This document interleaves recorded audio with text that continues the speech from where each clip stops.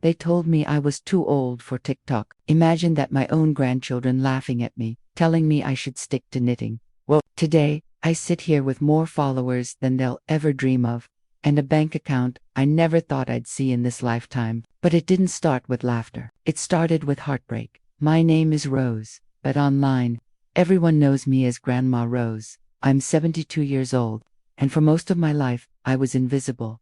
You know that kind of invisibility, where you walk into a room and nobody really sees you. They smile politely, maybe even nod, but their eyes pass through you, as if you're just part of the furniture. That's what aging does in this world. One day you're the center of a family, the glue, the matriarch, and the next, you're a ghost at the dinner table.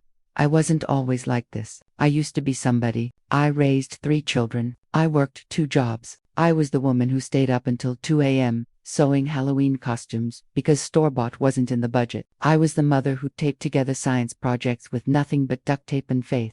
But somehow, when you get older, people forget, and it hurt most when it came from my own grandchildren.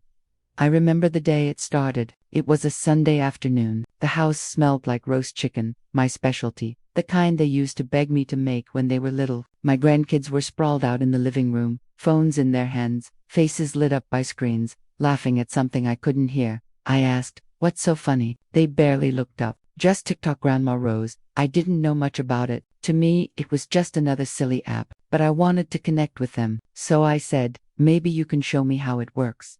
That's when they laughed, really laughed. "Grandma Rose, no offense, but you're too old for TikTok. Nobody wants to see old people doing dances. Old people, nobody."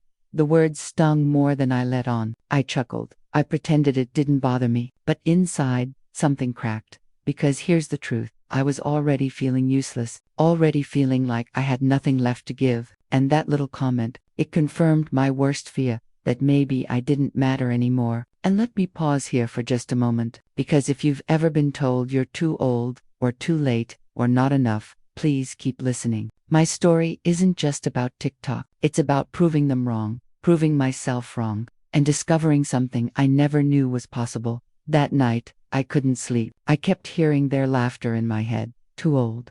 So, the next morning, I did something I hadn't done in years. I went to the mirror, looked at myself freely, looked and said, "Why not? Why not me? Why not now?" I didn't even own a tripod. I didn't know how to edit. My phone was 3 years old, cracked screen, battery dying every 2 hours, but I opened TikTok. I signed up, and for my first video, I just talked. No filters, no dancing, no gimmicks, just me, sitting at my kitchen table with a cup of tea, telling a little story about my childhood, how my mama used to stretch a single loaf of bread for a family of 7. I posted it, and then I waited. Nothing. 1 view, 2 views, maybe 3. But you know what? Those 3 views felt like the world, because it meant someone had heard me, someone had seen me. So I kept going. Over the weeks, I told more stories. I baked on camera. I showed my garden. I gave little pieces of advice, the kind nobody asks for anymore, but everyone secretly needs. And then one day, it happened.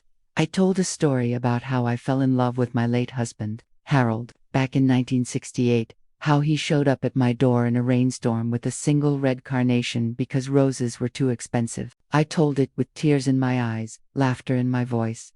I didn't know it then, but that video, simple, raw, unpolished, hit 1 million views in 3 days. The comments poured in. "Grandma Rose, you remind me of my Nana. Please never stop sharing your stories. I wish I could hug you right now." For the first time in decades, I wasn't invisible. I was seen. But of course, not everyone was happy. When my grandchildren saw the video blowing up, they rolled their eyes. "Don't get too excited, Grandma Rose. It's just a fluke. Nobody cares about old people on TikTok." That hurt, again. But this time, something inside me had shifted. Instead of shrinking, I decided to prove them wrong.